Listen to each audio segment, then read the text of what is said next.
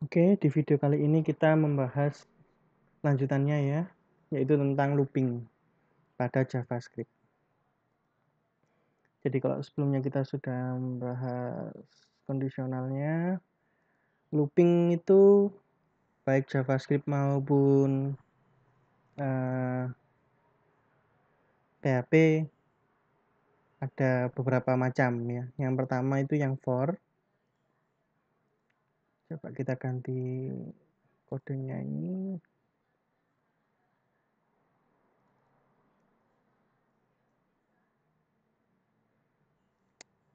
Oke. Jadi di sini kita mau menampilkan sesuatu gitu ya, menggunakan for. Harusnya nggak muncul apa-apa, oke. Terus kita coba tampilkan sesuatu di sini. Misalnya kita mau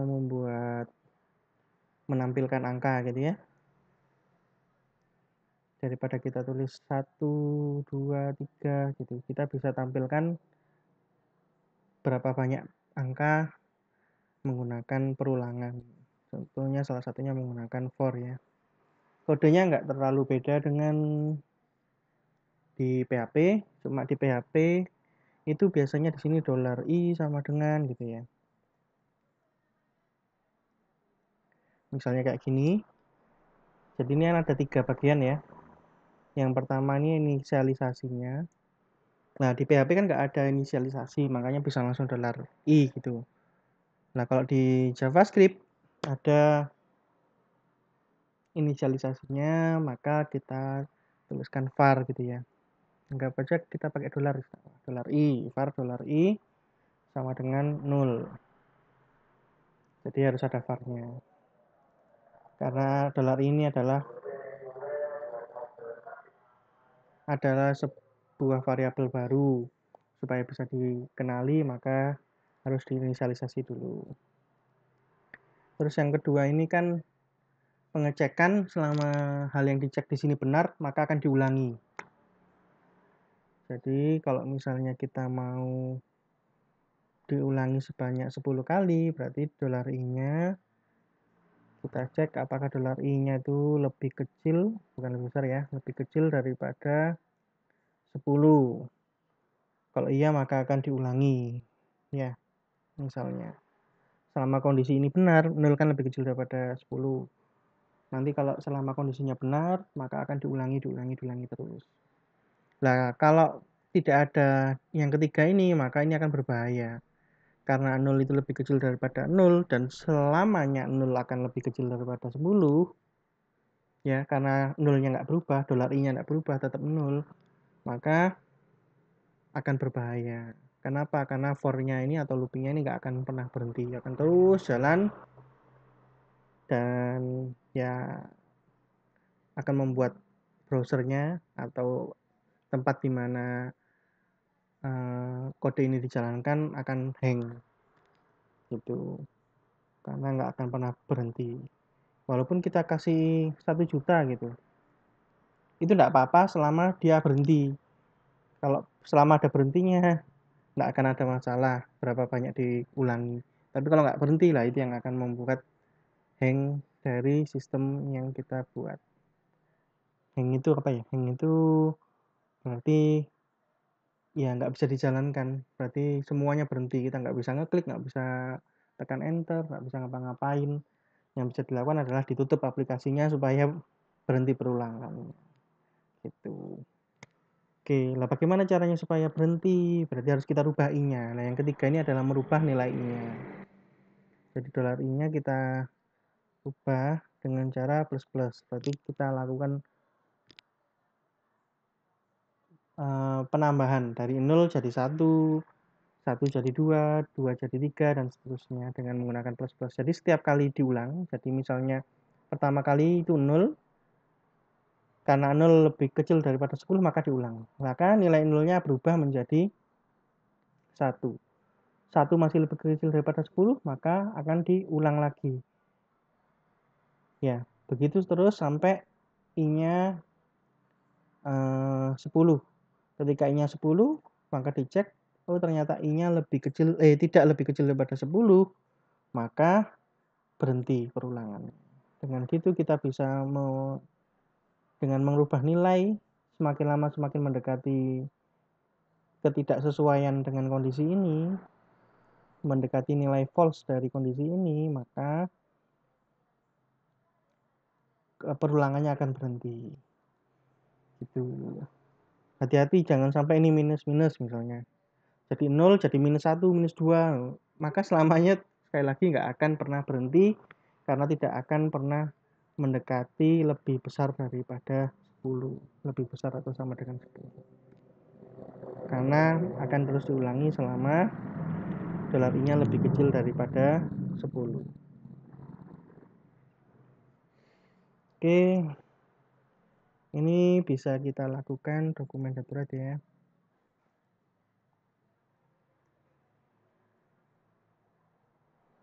Misalnya dolar I yang kita tampilkan, tapi supaya lebih bagus tampilannya kita kasih koma gitu ya, koma spasi supaya lebih mudah dibaca.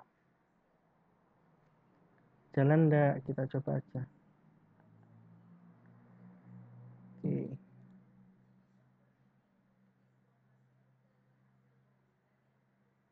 Oke, enggak jalan. Oke, kita cari tahu enggak jalannya kenapa. Oke, salahnya tadi kan minus-minusnya belum diganti. Yaitu efeknya ya tadi.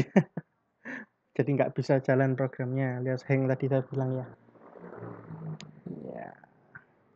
Seharusnya kalau saya betulkan, kita coba deh. Ya, 0, 1, 2, 3, sampai 9. Jadi, kita lihat kodenya ya. Pertama, dolar I-nya 0, lalu ditampilkan ya. Karena dolar I-nya masih 0, maka lebih kecil daripada 10 diulangi. Sekarang dolar I-nya ditambah 1. Jadi plus-plus itu ditambah 1 ya. Jadi nilainya sekarang dolar I1 ditampilkan lagi. Jadi yang ini. Begitu seterusnya sampai 9. 9 masih lebih kecil daripada 10 diulangi lagi ke atas. Tapi ditambah 1, 9 itu jadi 10. 10 dicek ya. Apakah 10 lebih kecil daripada 10? Ternyata tidak. 10 tidak lebih kecil daripada 10. Maka berhenti perulangannya. Oke. Misal kita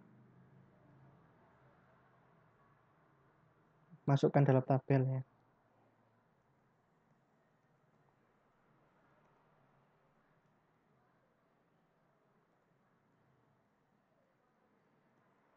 Tabel TF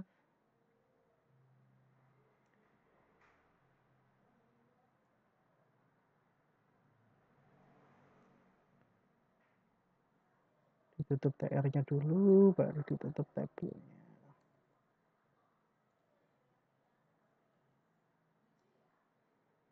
Lalu masing-masing ini nggak pakai koma lagi, kita pakai TD ya.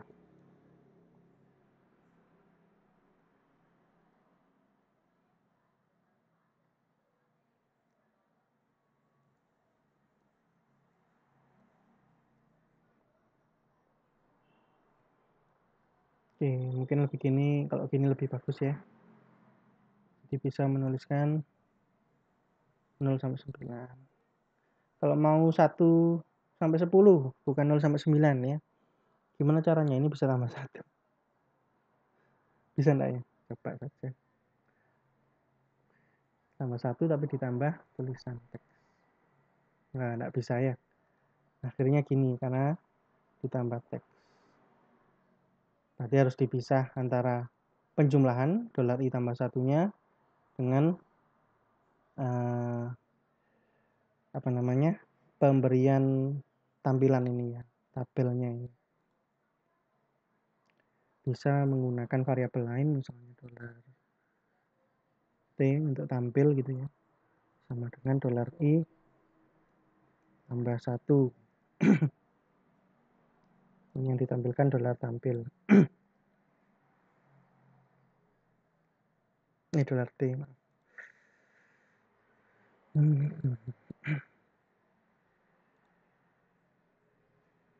1 sampai 10 gitu ya. Jadi perulangannya nggak berubah, yang berubah adalah yang ditampilkan. Kalau mau perulangannya yang berubah, ya I-nya yang dirubah, bukan 0, tapi mulai dari 1, karena yang ditampilkan adalah 1. Ini bukan lebih kecil daripada 10, tapi lebih kecil sama dengan 10, misalnya. Ya, nggak muncul soalnya yang ditampilkan T, bukan I. Kita kembalikan I.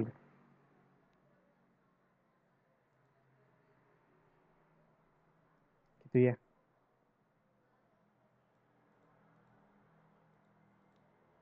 Jadi kurang lebih seperti itu. Jadi perulangannya nih sama saja Anda mengulangi mulai dari 1 sampai 10 gitu. Jadi diulangi 10 kali. Kita tahu berapa kali akan diulangi. Diulanginya 10 kali. Kenapa? Karena mulai dari 1 sampai 10. Kalau ini 0, ini akan diulangi 11 kali. Kenapa? Karena mulai dari 0 sampai 10. 0, 1, 2, 3 sampai 10 kan totalnya ada 11 kali perulangan. Nah, jadi for itu adalah perulangan yang kita tahu akan berapa banyak nanti akan diulanginya. Dari mana tahunya? Mulai dari mananya sampai kapan akan melewati kondisi ini. Kapan kondisinya tidak benar. Nah, itu dengan begitu kita tahu berapa kali diulanginya. Itu adalah perulangan menggunakan for. Biar kelihatan.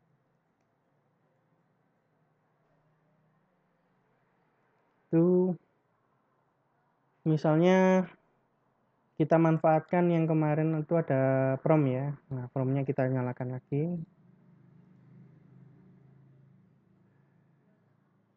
Misalnya defaultnya adalah 1. Jadi kalau nggak keisi itu 1 ya. Jadi argumennya ini kan defaultnya. Kalau diisi maka akan ikuti isinya. Kalau nggak diisi, nilainya sesuai dengan yang ada di dalam argumen ini. Oke. Tuh.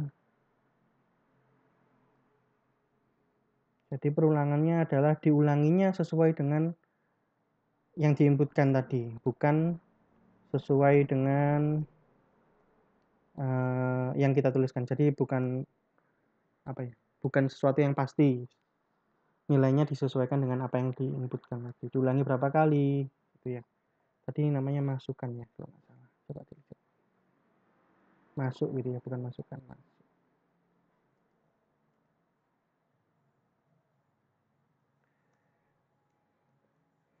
Jadi selama dolar I-nya lebih kecil sama dengan masuk ya.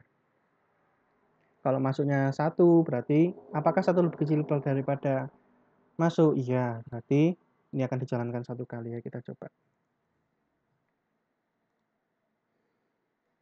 Misalnya tadi ya, nggak usah kita isi. Nggak masuk ya? Coba lagi. Kita isi 3. 3 muncul. Kenapa ini nggak jalan? Harus ini ya.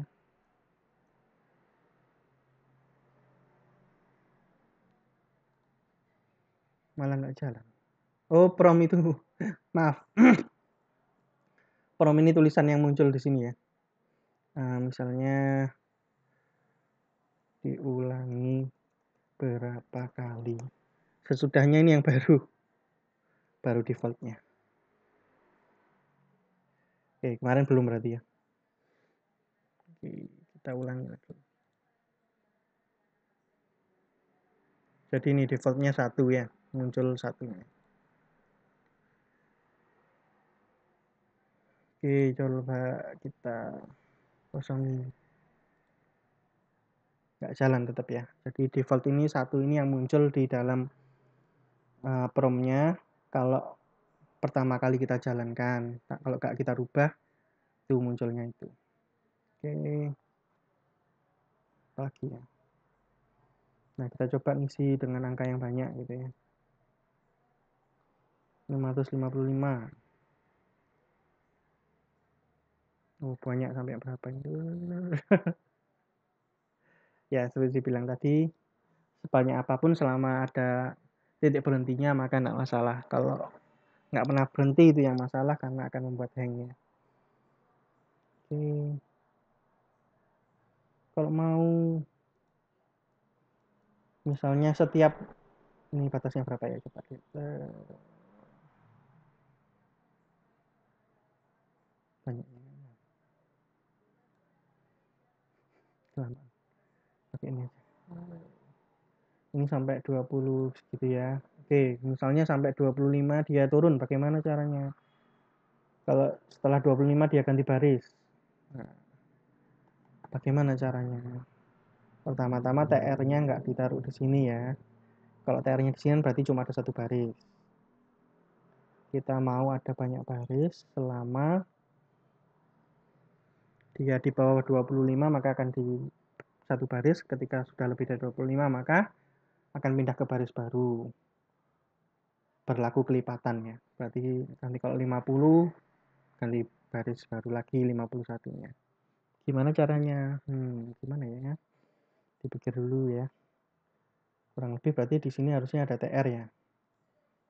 Nah, ini kita bisa kombinasikan antara if dan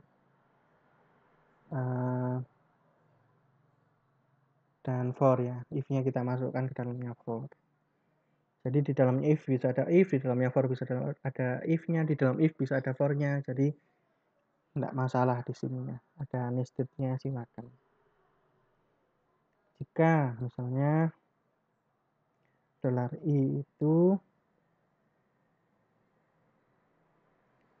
dimodulus ya, dimodulus dengan 25 hasilnya adalah 1,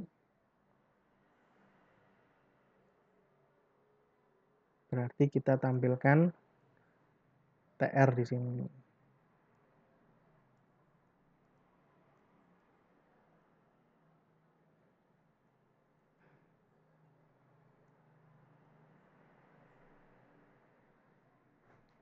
Nah, kalau modulusnya dibagi 25 itu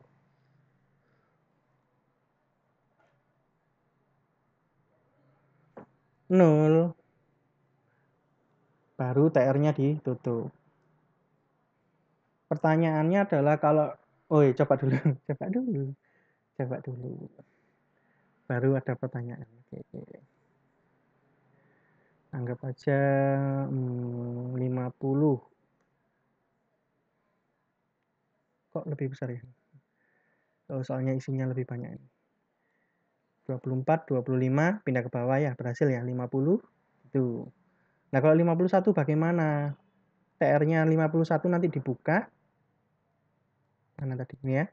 TR-nya dibuka tapi nggak akan ditutup TR-nya. Nah, ini bisa dikasih if di luarnya for-nya.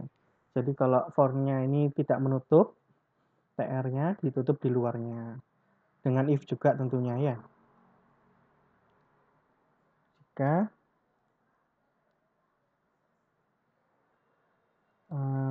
$i ini tidak sama dengan tidak nol ya ketika di akhir itu, ketika sudah keluar dari for, $i-nya itu ternyata di modulus 25 tidak nol, maka ditutup TR-nya.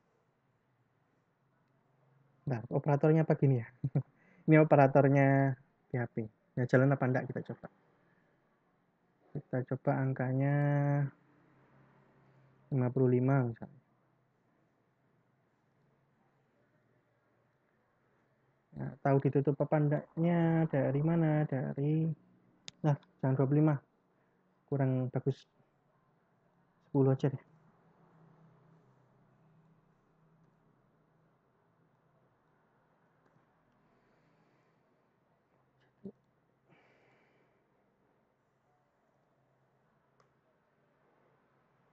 Ya, kelihatan gini ya, 10, 10, 10.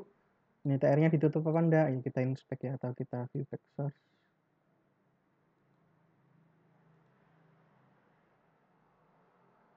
Dari yang 55. Enggak ketemu. Soalnya pakai var ya.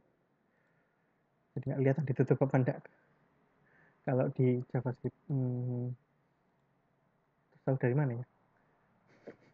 Ya kita coba deh, ada sesuatu di sini ya. Kita buat sesuatu di sini nanti masuk ke dalam baris ini atau enggak. Misalnya di sini kita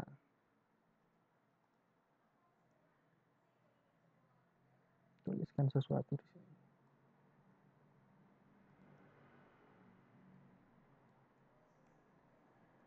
Selesai. Nah, selesainya nanti kalau ternyata TR-nya belum ditutup akan masuk ke kanannya 55. Sedangkan kalau sudah ditutup maka akan ada di bawahnya atau bagaimana. Kita coba. Tapi dalam satu tabel yang sama. Satu tabel yang sama.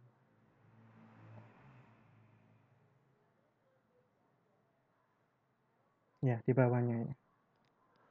Berarti TR-nya yang 55 ini sudah ditutup. Barisnya 51 sampai 5 ini barisnya sudah ditutup. Selesai ini ada di baris baru. Kurang lebih seperti itu. Jadi bisa dimanfaatkan bermacam-macam cara ya. For ini bisa untuk sesuatu yang paten, masuknya sesuatu yang tetap, masuknya ini bukan dari inputan, juga bisa dari inputan. Intinya kita bisa gunakan sesuai kebutuhan kita. Terus apalagi ya? Kayaknya for sudah sampai situ saja ya. Mungkin ada penjelasan lain. Misalnya $var ini bisa saja nggak ada, kosong gitu ya. Bisa dituliskan di atasnya. Jadi sebelumnya sudah ada $var i. Jadi di sini nggak usah didefinisikan lagi, tidak usah diinisialisasikan lagi. Ya, masih bisa jalan. Dan $i kurang dari sama dengan masuk ini, ngeceknya gimana? Ini yang bisa dihilangkan lagi ini ya. Ini bisa diganti $i plus plusnya ada di dalam sini. Setelah ini dikerjakan semua kode-kodenya, ya, ini sampai sini selesai, maka di sini ditambah juga bisa gitu. Jadi nggak harus ditulis di sini. Nah itu nanti sama dengan yang ada di while. Jadi di dalam while itu kondisinya cuma ada pengecekannya saja. var-nya dan perubahan nilai dari var-nya itu, variabelnya, dilakukan seperti ini. Jadi kita bisa pakai while ya.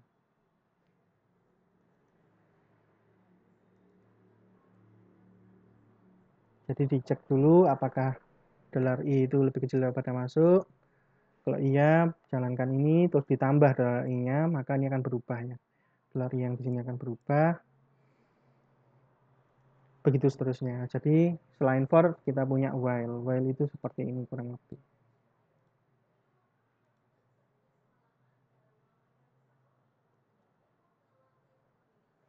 Ya.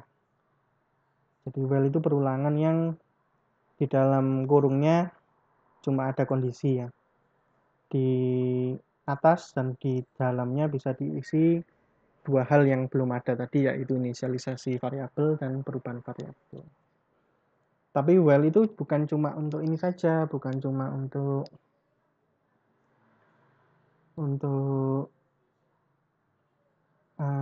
perulangan yang kita tahu akan berhentinya sampai kapan, berapa kali diulangi.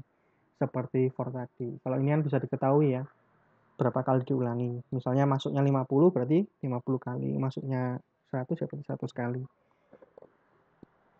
Tapi kita bisa lakukan sesuatu yang lain di dalam while. Contohnya $var $i-nya kita ganti, promnya ini kita masukkan di situ. Terus kita sudah punya masuk ya ini. Terus kita pakai masuk aja. Bukan i tapi masuk. Berarti ini nggak usah. Selama $masuk ini selama masuk ya, nggak di dolar. Selama masuk ini misalnya tidak sama dengan atau ya tidak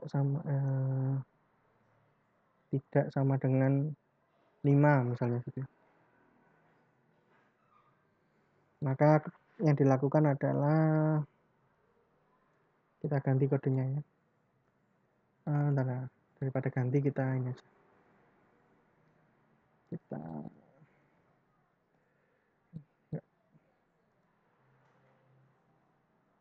nggak tahu kenapa kok tiba-tiba sakit.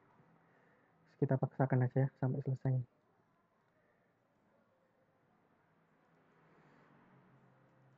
Oke, seperti tadi yang dicek adalah masuknya, apakah masuk itu sama dengan 5 gitu ya. Nah, nanti yang ditampilkan cuma tulisan aja.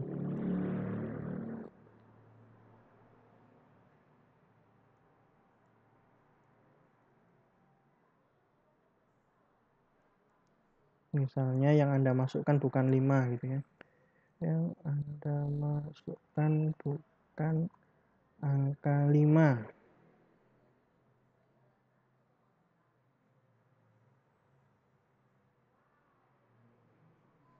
Terus kita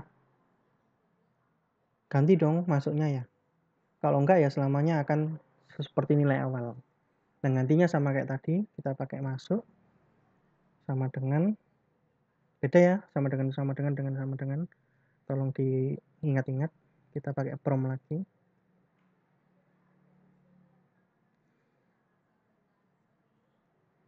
Angkanya berapa? Angka baru.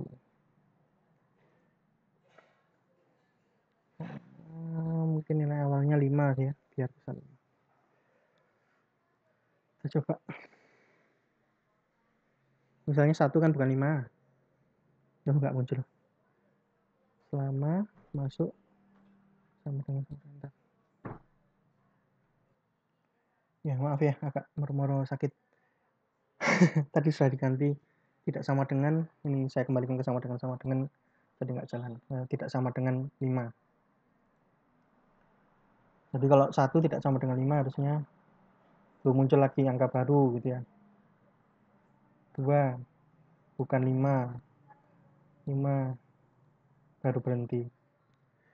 Nah, masalahnya di sini ya, document write-nya ini tidak akan dijalankan, jadi nggak muncul ya, dari tadi nggak muncul selama prompt-nya ini belum selesai. Jadi yang dieksekusi prompt-nya dulu, bukan document write-nya. Document write-nya nggak muncul nih tadi. Coba sih. Nah, yang nggak muncul ya, situ menjadi masalah itu. Jadi intinya akan diulangi terus, kita nggak tahu akan berapa kali diulangi kan, selama yang dimasukkan bukan angka 5. Nah, itu yang semacam itu bisa pakai while. Ya, while itu bisa dituliskan di atas dan di bawah ya. Agak dipercepat ininya ya. Nggak bisa, karena tetap.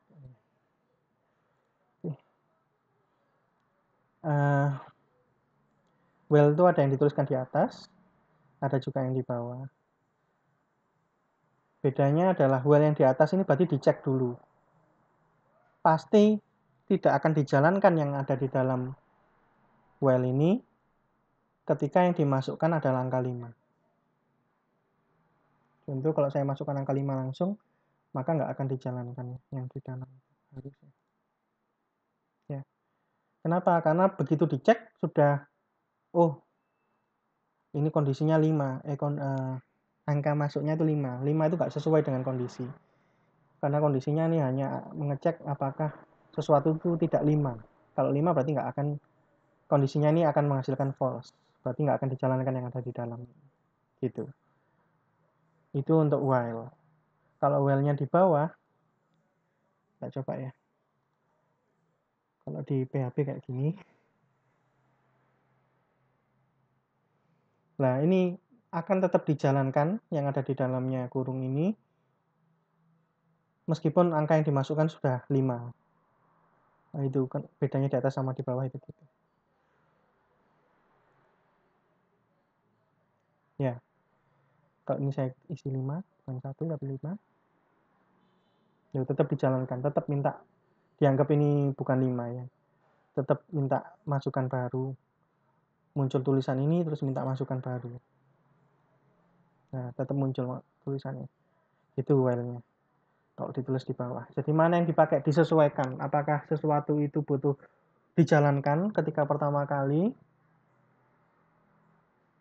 Kalau iya berarti pakai while yang di bawah. Jadi nggak peduli apapun yang terjadi harus dijalankan dulu yang di dalam kurung. Itu while yang di bawah. Kalau while yang di atas maka dicek dulu. Yang di dalam kurung nggak boleh jalan kalau pengecekannya tidak benar. Mungkin sampai situ aja ya.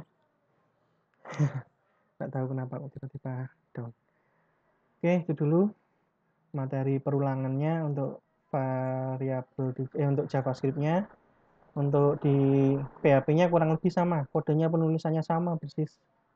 Bedanya kalau di PHP for-nya itu wajib diisi, kalau di JavaScript for-nya bisa pakai cara while, nggak harus sama dengan kalau nggak harus diisi di dalamnya kurung gitu ya.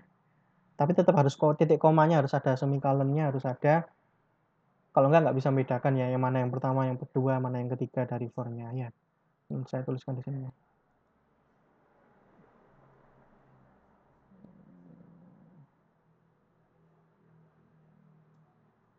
Di for itu kan ada 3, isi argumennya ada 3. Dipisahkan pakai semikolon, bukan pakai koma ya, tapi pakai titik koma. Yang pertama ini adalah inisialisasi, yang kedua itu kondisinya, yang ketiga itu perubahan dari variabel yang tadi diinisialisasi. Ya, yang pertama dan ketiga bisa pakai cara seperti for ini. Yang pertama dituliskan di sini, yang ketiga dituliskan di dalamnya. Tapi kalau di PHP harus gini ya. Nah, itu dulu ya. Sampai sini. Terima kasih. Jangan lupa dikerjakan tugasnya. Terlambat mengumpulkan akan dikurangi nilainya. Dan ini tugasnya meskipun kelompok tetap yang dinilai adalah perorangan seperti di perusahaan-perusahaan. Kalau ada satu anggota yang bermasalah, ya anggota itu yang akan dipermasalahkan gitu ya. Bukan kelompoknya yang disalahkan gitu. Berarti anggotanya yang harus diganti atau bagaimana. Ya ada anggotanya dipecat atau gimana, ganti yang baru. Gitu kan kalau di perusahaan ya. Itu saja dari saya. Diingat-ingat tugasnya. Assalamualaikum warahmatullahi wabarakatuh.